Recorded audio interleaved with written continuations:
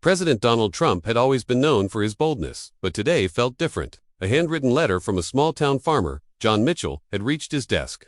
Instead of tossing it aside, Trump did the unexpected. He accepted the invitation. When the presidential convoy rolled onto the Mitchell farm, Secret Service agents scanned the land with sharp, cautious eyes. John, a proud third-generation farmer, wiped his hands on his worn overalls and stepped forward with a firm handshake.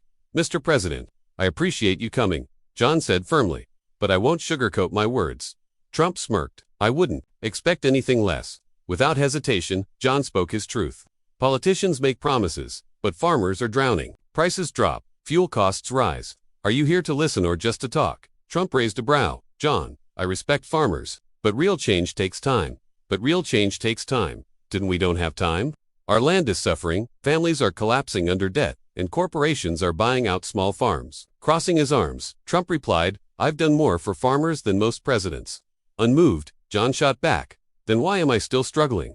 The air thickened with tension. Secret Service agents shifted uneasily, ready for anything. Then John's wife, Lisa, stepped in gently. "Gentlemen, let's sit inside." Inside their modest kitchen, John pointed at the fridge. "We grow food for thousands, Mr. President, yet we can barely afford our own groceries." Trump frowned. "What's holding you back?" John leaned forward. "Big corporations. They buy up land, drive down prices, and crush small farmers. That's capitalism," Trump replied. "There's a difference between competition and being crushed." John snapped. Lisa placed a plate of fresh cornbread on the table. "Mr. President," she said softly, "taste what struggling America really is." Trump took a bite, chewing thoughtfully. "It's good." Lisa smiled sadly. "We sell this at the market, but it barely pays the bills." John's voice broke the silence. "Farming isn't just a job, it's our life. Our kids should inherit this land, not debt." For the first time, Trump looked around the humble kitchen. Faded family photos, cracked walls, worn furniture. This wasn't a boardroom or a rally, this was the heart of America. John rolled up his sleeves and led Trump outside. Holding up his dirt-stained, calloused hands, he said, "These hands have worked this soil since I was a boy. My father's looked the same, and his before him."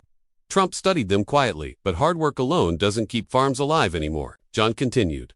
"So what do you want from me?" Trump asked. "Not handouts, not speeches. We need real change. Policies that protect us, the backbone of this country." Trump smirked faintly. "Ever driven a tractor?" "Hop in," John said, pointing to his old John Deere. Trump hesitated, then climbed aboard. As he gripped the wheel and maneuvered the machine across the field, his face shifted. It wasn't easy work. "See, Mr. President," John said, leaning closer, "this isn't just business, it's personal." For once, Trump nodded with genuine reflection. Back at the house, Lisa served dinner: mashed potatoes, grilled chicken, fresh cornbread. Trump took a bite. "Good food. Made by hard-working hands," Lisa replied. The conversation deepened. John pressed harder. "Farmers are being forced to sell their land. Corporations control the market. We can't compete." "What's the solution?" Trump asked. "Stronger protections for small farmers. Fairer trade policies," John answered. Trump rubbed his chin. "I've been tough on trade, but we're still suffering," John countered. "We don't need politics, we need action," Lisa added softly. "Farming isn't just numbers, Mr. President, it's families. Generations." Something struck Trump, then the human side of policy.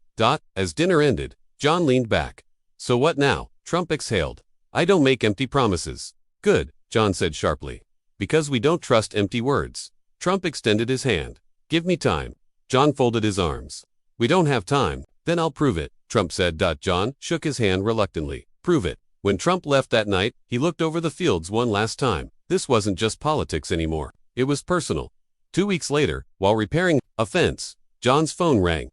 "This is John," a familiar voice responded. "John, it's Donald Trump. I haven't forgotten you. I've got something in motion." John nearly dropped the phone. "What do you mean?" "You'll see soon enough."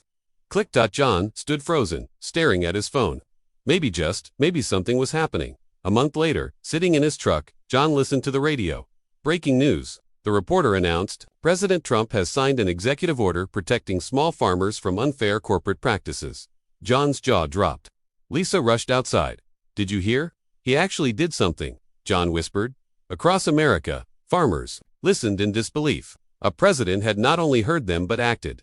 And for the first time in years, John Mitchell felt something he thought he had lost forever: hope. But this time, it was real. For the first time in a long while, small farmers across America felt sanand. It had all begun with John Mitchell. One quiet afternoon, a black SUV rolled up the dirt road of John's farm. A Secret Service agent stepped out and spoke firmly. "Mr. Mitchell, the president wants to see you." John blinked in disbelief. Again, moments later, Donald Trump himself stepped out, extending a hand. "Told you I wouldn't forget," he said with a grin. John shook his head, smiling. "I'll admit, I'm impressed," Trump smirked. "I don't just talk, I deliver." Lisa welcomed them inside, setting out coffee on the old kitchen table. "So, what brings you back, Mr. President?" Trump leaned forward. "I want to hear more. There's still work to do." John was speechless. A president had 4 cameras, not for a photo op, but to listen. That meant everything. Walking the fields together. Trump asked, "What else do farmers need?" John didn't hesitate. "Infrastructure, roads, irrigation, better equipment, access to markets." Trump nodded. "All right, let's make it happen." John narrowed his eyes. "You're serious?" Trump smirked. "You should know by now, I don't joke about winning." John chuckled. "Well, I hope farmers finally start winning." Trump patted his shoulder. "They will." For the first time in years, John saw a future where farming wasn't a losing battle. Maybe, just maybe, the tide was turning, and it had all started with one simple letter. Soon, news outlets swarmed the farm. Reporters asked, "Why did the president come back?" John shrugged. "Because he actually cares." Critics dismissed it as a publicity stunt, but John disagreed. He listened when no one else would. Facing the cameras, Trump declared, "Farmers are the backbone of America. I won't let them fall." For once, political divides seemed to fade. Farmers, workers, families, people across the country saw something rare. A leader who wasn't just talking, but acting. Calls poured in from farmers nationwide. "John, you actually got him to listen." John laughed. "I just spoke the truth." Trump called again, not long after. "John, you've become the face of this movement." John shook his head. "I'm just a farmer." Trump chuckled.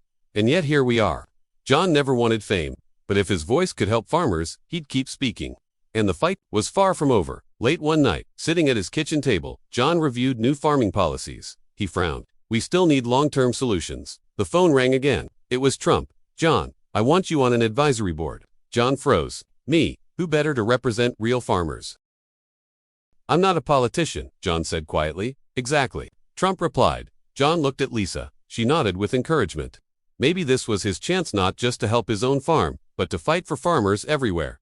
A few weeks later, John walked into the White House, feeling out of place. Yet when he sat at the table with top policymakers, Trump turned to him and said, "John, tell them what farmers really need." John cleared his throat. "All right, let's get to work." For years, he had fought alone. Now, he had the most powerful ally in America. Months later, John stood in his fields watching his children run through the crops. Lisa smiled. "You changed things." John shook his head. "We did." From one heated conversation, a movement had begun. Farmers were no longer forgotten. And John, he was still just a farmer. But now, his voice mattered. And it had all started with a simple letter, one that Donald Trump chose to read. Sometimes, the most unexpected conversations change history, and this one did.